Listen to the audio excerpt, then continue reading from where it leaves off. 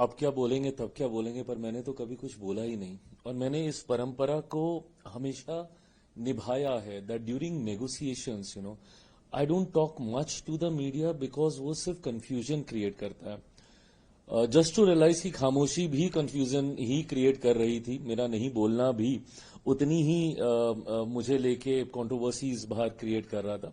But मैंने हमेशा गठबंधन धर्म की मर्यादा को निभाने का मैंने कार्य किया, मैंने हमेशा इस बात को माना है।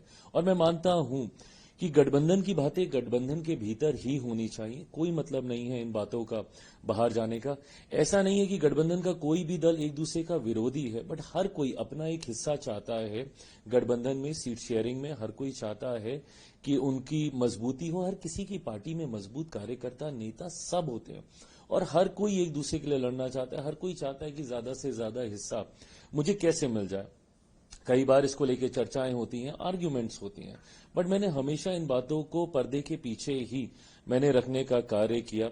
जिन मल्टीपल राउंड्स ऑफ मीटिंग का आप जिक्र कर, I think that is needed when you are finalizing alliance of this level, जहां पे 5 घटक दल आपके इन्वॉल्व हैं। हर किसी की भावनाएं, हर किसी की अहमियत, हर किसी के सम्मान का ध्यान रखते हुए आपको ये करने की जरूरत है। मुझे लगता है क्योंकि समय कम था, तो इसीलिए राउंड्स ऑफ मीटिंग बहुत ज्यादा लगी की हो रही हैं। रादर लोकसभा के वक्त मेरी इससे बहुत ज्यादा हुई थी। उस वक्त तो हम लोग 15-16 राउंड्स ऑफ मीटिंग हम लोगों ने की थी। इसमें तो फिर भी हम लोगों ने 4-5-6 राउंड्स में ही हम लोगों ने पूरा का पूरा विषय हम लोगों ने सुलझा लिया। तो अगर इसका निष्कर्ष ये निकाला जाए कि मैं नाराज था, मुझे मनाने की कोशिश की जा रही थी, या I wanted to have the biggest share in the alliance and stuff, एक बात को लेके तो मैं खुद ही बहुत स्पष्ट था कि 100 से नीचे मैं कतई मैं नहीं चाहूंगा कि भारतीय जनता पार्टी या जनता दल यूनाइटेड जाए। हम लोग को अलायंस के भीतर चुनाव नहीं लड़ना है, हम लोग को बाहर महागठबंधन के साथ चुनाव लड़ना है। जहां पे वहां पे जो बड़े घटक दल हैं वो 100-125 सीटों पे अपने दावेदारी पेश कर रहे हैं, तो ऐसे में मेरे प्रधानमंत्री की पार्टी, हमारे मुख्यमंत्री जी की पार्टी 100 से कम सीटों पे चुनाव लड़ी है, तो मैं कभी इस बात को मैं स्वीकार नहीं करता। ऐसे में बाद में बचती थी 40-42 सीटों के आसपास, उसी में से हम लोग को सीटों को बांटना था। मैं जरूर चाहता था कि एक फॉर्मूला उसको लेकर तय हो जाए। राउंड्स ऑफ मीटिंग उसको लेकर भी हुई कि क्या हो सकता है, कितनी विधानसभा पे एक लोकसभा का हम लोग समझौता कर सकते हैं, तो इन तमाम चीजों को लेकर हुआ। इसमें तो अगर आप बोलिएगा तो फिर एक सीट का तो घाटा मुझे ही हुआ है। अगर 6 विधानसभा पे अगर एक लोकसभा की बात हुई है तो 6 पंजे तो 30 होता है, तो मेरी तो 30वीं सीट रही गई। उसका अफसोस है कतई नहीं है, मैं बहुत खुश हूँ। लेकिन अगर बात करें जीतन राम मांझी, उपेंद्र कुशवाहा जी की, उन्होंने ट्वीट किया, संतुष्ट हैं हम, हमें साथ में लड़ना है, लेकिन वो संतुष्टि में कहीं ना कहीं असंतुष्टि दिखी। बाद में उनका भी मीटिंग का दौर चला। उपेंद्र कुशवाहा जी की एक सीट आप लोगों के खाते में आ गई। आपके जो वरिष्ठ हैं उनको कहीं नाराज तो नहीं कर दिया? देखिए, जब नेगोशिएशन चल रहे होते हैं तो इसमें एक नोडल बॉडी होती है जो हर किसी के साथ कम्युनिकेट कर रही होती है। अगर हम पांचों दल आपस में ही एक दूसरे के साथ कम्युनिकेट करने लग जाएं तो मुझे लगता है हम लोग कभी निष्कर्ष पे पहुंचेंगे ही नहीं, जो कि महागठबंधन के साथ हो रहा है। वहां पे कोई बॉडी ऐसी है ही नहीं जो कि अधिकार के साथ सीटों के गठबंधन को लेकर, सीटों के चयन बंटवारे को लेकर फैसले ले सके। ये भूमिका हमारे गठबंधन में भारतीय जनता पार्टी ने हमेशा से बहुत खूबसूरती से निभाने का काम किया। मेरा 6ठा नेगोशिएशन है।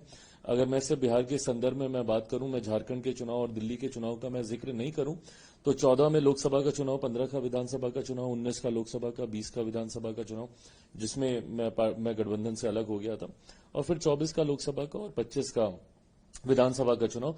जितने भी नेगोशिएशंस हुए हैं उसमें भारतीय जनता पार्टी ने एक खूबसूरत भूमिका, एक नोडल बॉडी की निभाई है, जिन्होंने सबके साथ तालमेल बैठाकर फैसले लेने का कार्य किया।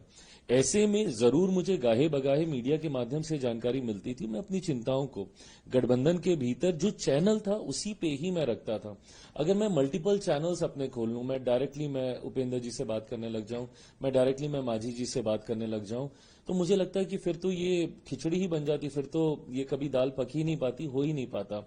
बिकॉज हर किसी के अपने कंसर्न्स इश्यूज होते हैं जो भारतीय जनता पार्टी बहुत अच्छे से रिजॉल्व कर सकती है। उनके पास कई और शक्तियां हैं जिसके माध्यम से वो उनको कई और ऑप्शंस दे सकती हैं कि भाई ये नहीं तो ये। अगर उनसे बात करने लग जाऊं तो मैं क्या ऑप्शन दूंगा कि भाई मेरे पास तो सीमित ही सीटें हैं, मैं क्या बोलूंगा ये या आप ये ले लीजिए। बट भाजपा के पास वो पूल है, बड़ा पूल है, जिसको लेकर वो उनको संतुष्ट कर सकते थे, जो कि इवेंचुअली हुआ भी। सो ऐसे में जो नाराजगी थी, आज जब हम पांचों दल एक साथ अब प्रचार पे जाएंगे, मैं मांझी जी की सीट पे जाऊंगा, मैं उपेंद्र जी की सीट पे जाऊंगा, उपेंद्र जी मांझी जी मेरी सीटों पे आएंगे, भाजपा जदयू सबकी सीटों पे मिलकर हम लोग प्रचार करेंगे, प्रधानमंत्री जी आ रहे हैं, साझा सभाएं उस दौरान भी होंगी। तो जो होना था वो हो गया है। हम सब बहुत खुश हैं, बहुत संतुष्ट हैं और अब परिणामों की ओर हम लोग अग्रसर हो रहे हैं मजबूत कैंपेन के साथ।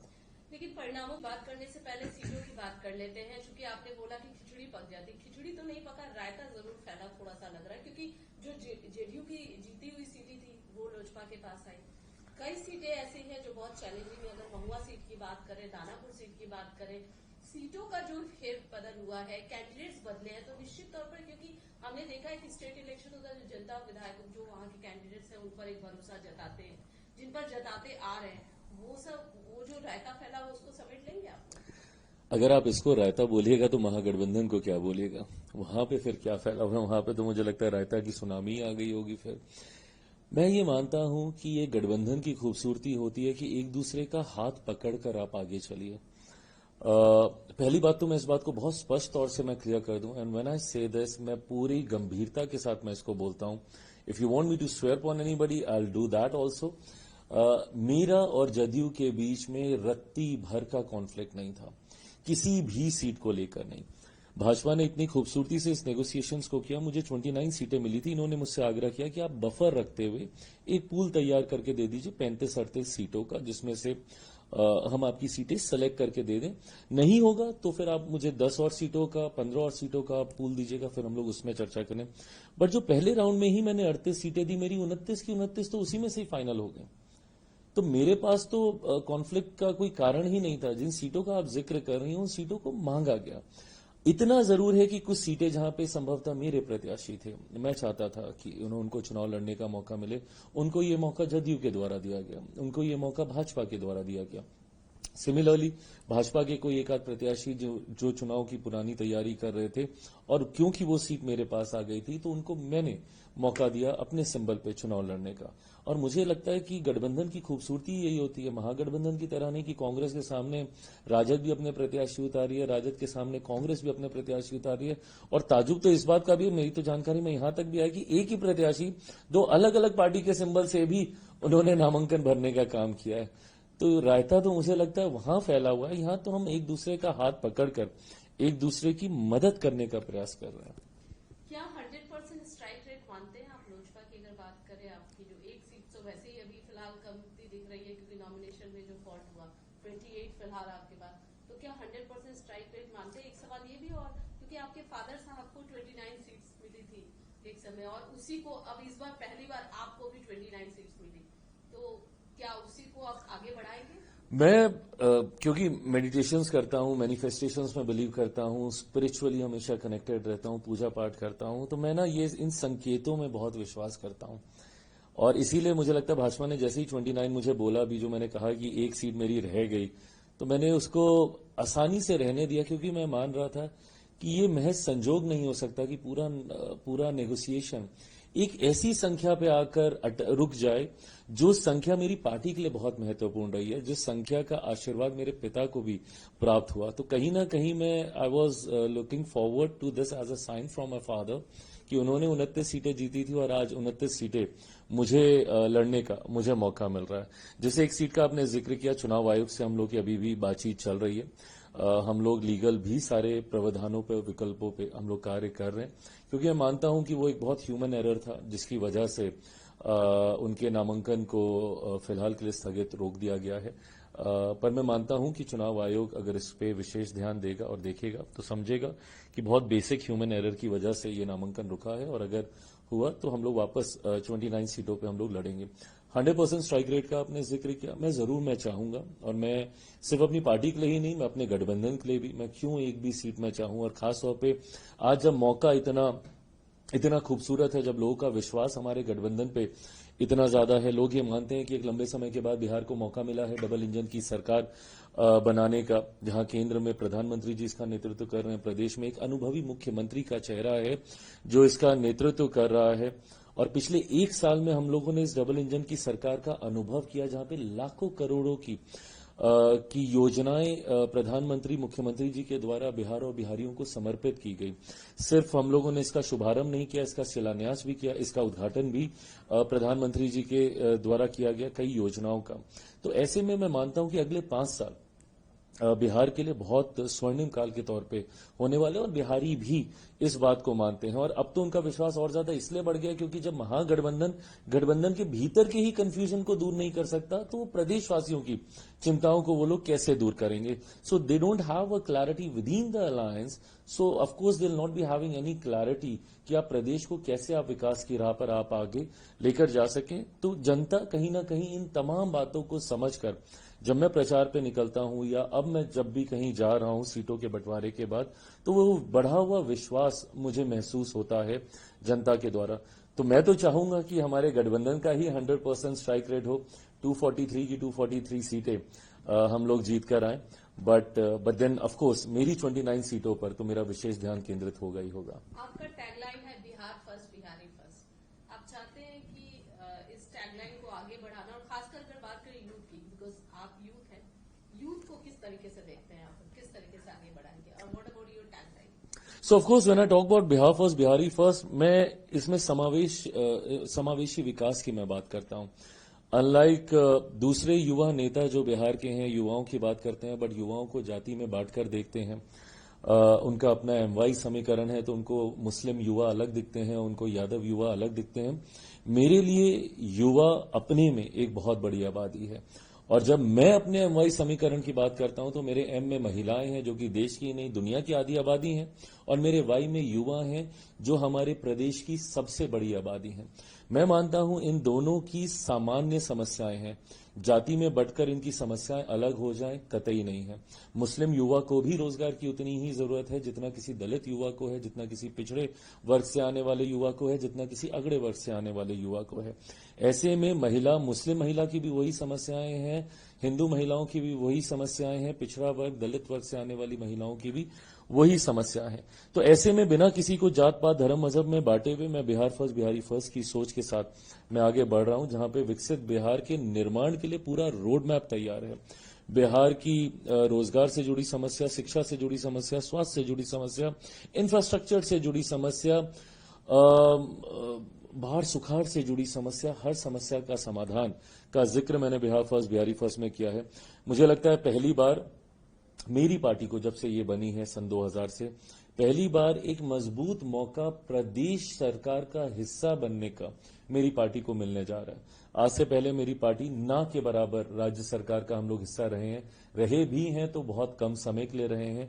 बट आज की तारीख में जब हम लोग एक मजबूत हिस्सा राज्य सरकार का बनने जा रहे हैं परिणामों के बाद, तो मुझे लगता है कि उस नीति निर्माण में भी हम लोग की एक अहम भूमिका होगी, जिसके माध्यम से बिहारी युवाओं के लिए बिहार फर्स्ट बिहारी फर्स्ट को धरातल पर उतारने के लिए, बिहार के किसान मजदूरों के लिए, जिस मंत्रालय से मैं आता हूं प्रसंस्करण के विभाग को और मजबूती देने के लिए, इन तमाम बिंदुओं पर अब मैं और ज्यादा मजबूती से कार्य कर सकूंगा बिहार सरकार का हिस्सा होने के बाद। आपको नहीं लगता कि युवा सीएम भी होने चाहिए, आप भी सीएम के दावेदार होने चाहिए, कुछ ऐसा है मुझे में या मन में कुछ ऐसा है? पार्टी तो निश्चित तौर पर चाहती होगी कि हमारा जो अध्यक्ष है वो आगे आए, वो फेस बने। व्हाट अबाउट यू, आप क्या सोचते हैं? बिहार की राजनीति करनी है या फिर पूरे देश की? कौन सी पार्टी नहीं चाहती? हर दल चाहता है कि उनका नेता सर्वोच्च पद पे जाए। मैंने खुद हमेशा इस बात की इच्छा रखी कि मैं अपने पिता को प्रदेश का मुख्यमंत्री, देश का प्रधानमंत्री बनता हुआ देखूं। तो ये इच्छा स्वाभाविक है, हर दल की अपने नेता के प्रति होती है। पर मुझे लगता है कि सही समय पर सही बातों की चर्चा हो तो उसके मायने होते हैं। आज की तारीख में जब हम लोग इसकी चर्चा कर रहे हैं तो कतई इसके कोई मायने नहीं है जब इस बात को गठबंधन के तमाम सहयोगियों के द्वारा पहले से ही स्पष्ट कर दिया गया कि मुख्यमंत्री नीतीश कुमार जी के नेतृत्व में ही हम लोग चुनाव लड़ने जा रहे हैं। और ये मैं मानता हूं कि चुनाव के बाद जो विधायक जीत कर आएंगे वो एक बार फिर मुख्यमंत्री जी को ही अपने मुख्यमंत्री के तौर पर चुनने का कार्य करेंगे। हैविंग सेड दैट, क्या मेरी इच्छा है बिहार की? मैंने हमेशा कहा है कि मैं बिहार वापस आना चाहता हूं। इन्हीं चुनावों में ही मैं वापस आना चाहता था, बिहार से मैं चुनाव लड़ना चाहता था, बट क्योंकि नेगोशिएशंस होते होते होते इतना विलंब हो गया कि मेरे प्रत्याशी ही नामांकन ठीक से भर लें, वो ज्यादा बड़ी प्राथमिकता बन गई थी। तो अपने नामांकन की ओर तो मैं फिर सोच ही नहीं पाया। केंद्रीय संसदीय बोर्ड दोबारा बैठ ही नहीं पाया इस विषय की, इस एजेंडे के ऊपर चर्चा करने के लिए। बट हाँ, आप मेरी चाहते थे मेरी बिहार से चुनाव लड़ना? मैं चाहता था, और आने वाले दिनों में मैं वापस मैं बोलूंगा मेरी प्राथमिकता बिहार रहेगा। अनलाइक माय फादर, पापा ने हमेशा इस बात को स्पष्ट रखा कि केंद्र की राजनीति में उनकी इच्छा ज्यादा रही थी। पर मैं बिहार और बिहारियों की वजह से ही राजनीति में आया हूं। दिल्ली में पला बड़ा हूं, मुंबई में मैंने काम किया है, दूसरे राज्यों में बिहारियों को विपरीत परिस्थितियों में रहते हुए देखा है, और यही कारण था कि मैं वापस राजनीति में आया ताकि अपने राज्य, अपने बिहारी साथियों के लिए मैं कुछ कर सकूं। एक ऐसा दौर मैंने देखा जब बिहारी शब्द तक को गाली बना दिया गया। मैं हर मन से गर्व से कहता हूं कि मैं बिहारी हूं। ये गर्व मैं हर बिहारी की आंखों में देखना चाहता हूं, पर यह तब होगा जब मैं यहां पे ध्यान ज्यादा केंद्रित करूं। तो मैं मानता हूं कि अगले 4-5 साल मेरे इस फैसले को और ज्यादा मजबूत करेंगे कि मुझे बिहार की राजनीति में पूरा ध्यान अब केंद्रित करना होगा। एक सवाल पूछूंगी, थोड़ा चुभता हुआ सवाल है। चाचाओं के साथ आपकी कुंडली जो है कहीं मैच नहीं खाती है। आपके चाचा की बात की जाए, पशुपतिनाथ पारस जी के, उसके बाद अब नीतीश जी, जिनको आप चाचा ही मानते हैं, लेकिन पिछले जब चुनाव हुआ 2020 में, आपको एक उपाधि दे दी गई कि वोट कटवा की भूमिका आपने निभाई, बहुत सारे जेडीयू के वोट कटे।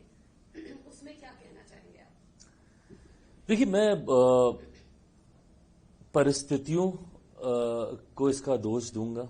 2020 की परिस्थितियां ऐसी थी कि गठबंधन के भीतर रहना मेरे लिए संभव नहीं था, और उस वक्त मेरी पार्टी ने ये फैसला किया कि हम लोग गठबंधन से हम लोग अलग हो जाएं। चाचाओं का आपने जिक्र किया, मुझे लगता है कि आज मेरे एक चाचा को ये बात और अच्छे से समझ में आ गई होगी कि कई बार आपको अलायंस में इतना कॉर्नर कर दिया जाता है कि आपके पास विकल्प ही नहीं बचता अकेले चुनाव लड़ने के अलावा। 2020 का दोष मेरे ऊपर बार बार दिया गया कि मैंने अपनी जिद की वजह से मैं गठबंधन से मैं अलग हुआ। मेरे चाचा जी ने जब पार्टी परिवार से मुझे अलग किया तो उस वक्त भी उन्होंने मेरे ऊपर यही आरोप लगाए कि मैंने अकेले ये फैसला ले लिया, जबकि वो सब गठबंधन के तहत चुनाव लड़ना चाहते थे और मैंने अलग चुनाव लड़ने का मैंने फैसला लिया। आज जब वो और उनकी पार्टी खुद अकेले चुनाव लड़ रहे हैं तो मुझे लगता है कि उनको ये समझ में आता होगा कि जब गठबंधन में आपको पूछा नहीं जाता है तो आपके पास अकेले चुनाव लड़ने के अलावा विकल्प नहीं बचता।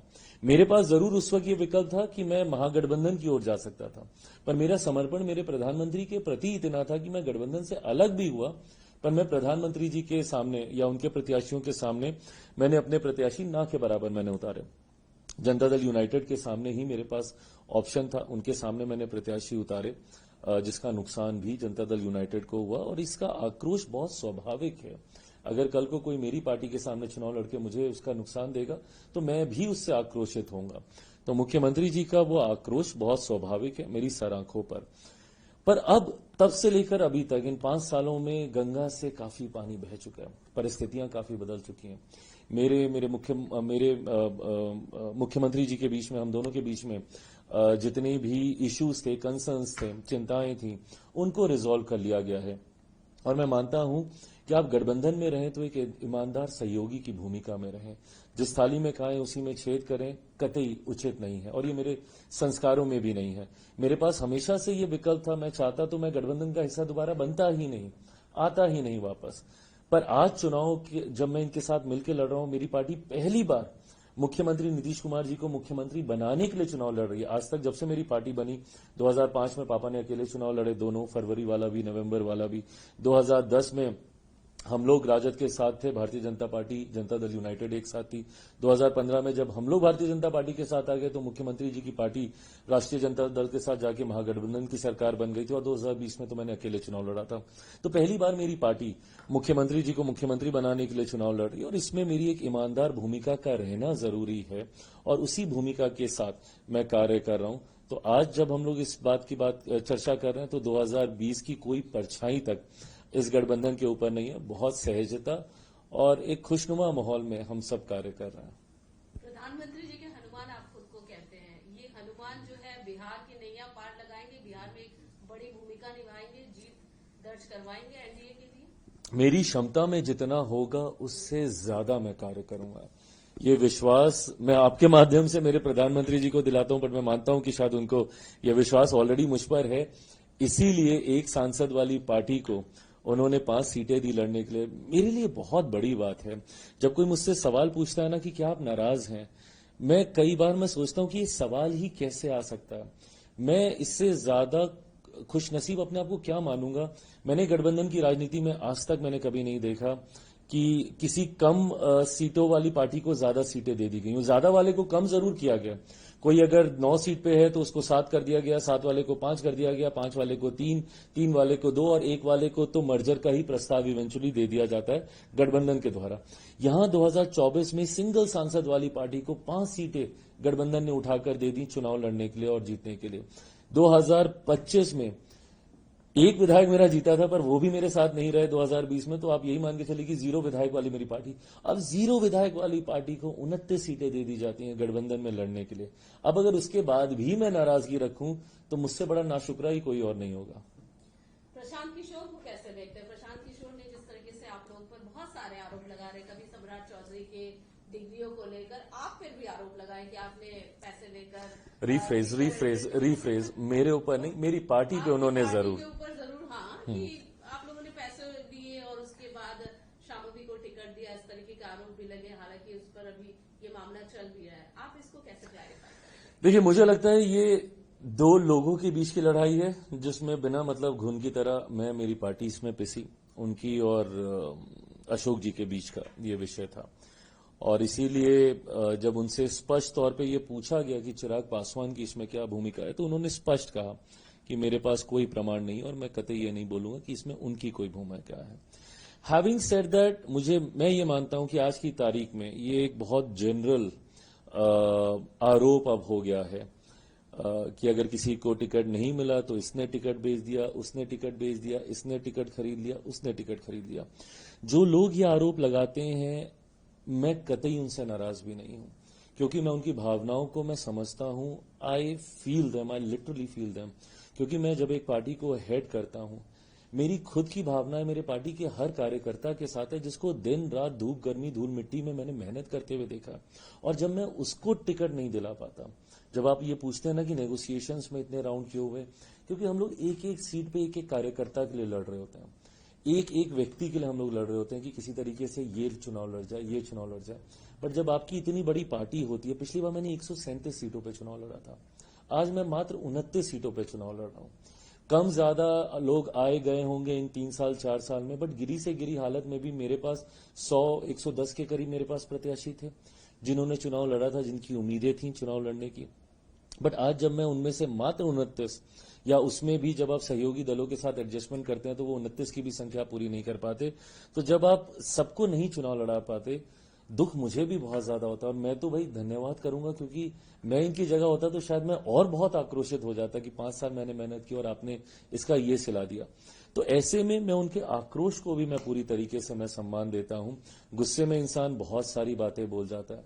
मैं मानता हूं कि शायद वो खुद भी बाद में इन बातों को मानते नहीं है।